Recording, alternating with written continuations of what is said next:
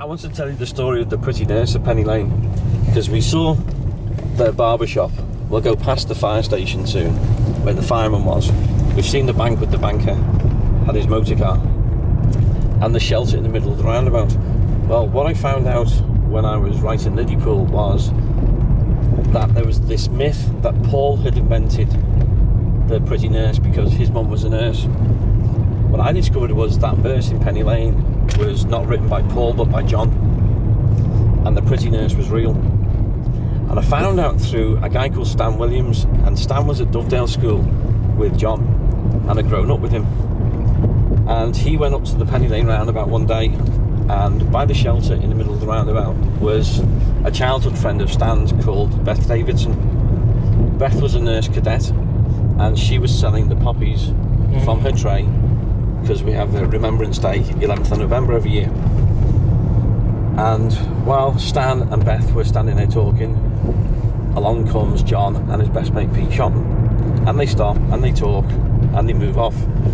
And John captured this in the song of Penny Lane. And the reason why he captured it was Beth was Pete Shotton's girlfriend and eventually married Pete, and so was a very good friend of John's. And the reason why John's writing about the pretty nurse, yeah, she was selling the poppies, we know that. But if you look at the lyrics of that verse, it's a totally different style to the rest of the song. It's very John, this is quite surreal. And what he's saying was that, you know, and though she feels as if she's in a play, well, she is anyway. And the reason was, if you knew Beth, from when she was a young child, she loved acting. And her friend's dad actually built a little stage in their backyard and used to put on plays. And as she was growing up, even into her teens, school, church, youth club, whatever, Beth was the little actress. And so if you knew her, you could use the phrase, well, she feels as if she's in a play. But then of course she was anyway, because that day she wasn't Beth, she was the pretty nurse at Penny Lane.